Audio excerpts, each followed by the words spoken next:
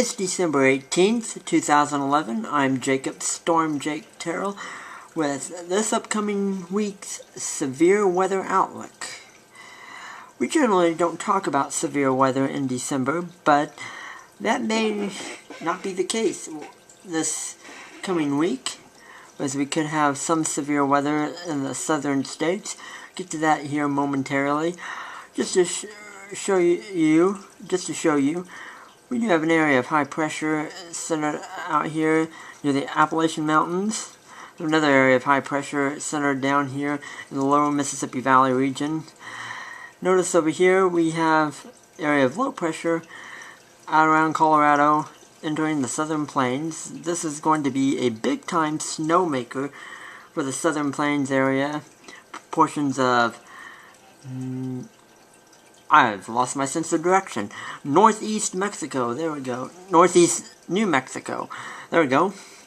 Where we could see possibly up to 16 or so inches. So, big time snowmaker. There's multimedia web briefings out from the National Weather Service offices in Dodge City, Kansas. And, what's the office up there in New Mexico? Kind of slips on my mind at the moment. Anyway, there are multimedia web briefings out there for those local offices. If you want to check those for more on the snow, because we're going to be focusing on this video, the potential for severe weather. Tomorrow, which is Monday, we do have a standard slight risk for portions of eastern Texas and the portions of central Texas. As you can see, we have standard probabilities, about 15%. We do have a 5% line for isolated severe weather that extends up to portions of southern Oklahoma into southwest Arkansas, down to western Louisiana, and back out here into western Texas as well. Let's kind of break things down on what we may be expecting for severe weather. I really don't think we're dealing with a widespread severe weather outbreak. And now, please forgive me as I will be adjusting this camera throughout the video, give you a better view. And this is the 36th run on the NAM for days 1 and 2, and as you can see, we do have some convective available potential energy, not a whole lot, but we do have some of that CAPE showing up down there in portions of Texas, portions of southeast Texas. Now let me remind you that CAPE has been a problem for severe weather for a while now. That seemed to be what we were struggling with all through November, was finding CAPE for the storms, the instability that they need to get going, and we struggled with that. And unfortunately, this particular case coming up may not be an exception.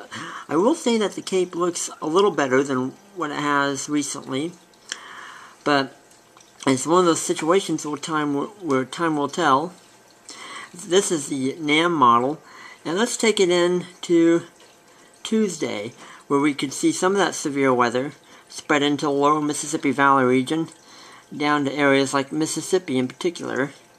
As you can see here, this is the 48 run on the NAM, and you can see some CAPE there in Mississippi area, down in Louisiana, trying to get going. We'll have to see how that folds out.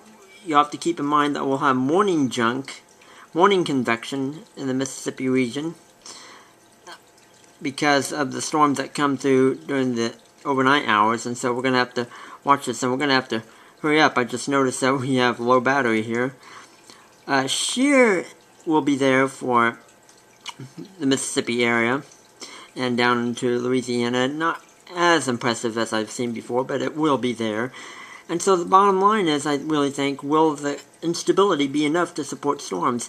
If they do, I think we could see a few discrete supercells on both days with prefrontal squall lines, merging into prefrontal squall lines. And we'll just have to wait and see, really, how this plays out. If there will be enough instability, that's the big question.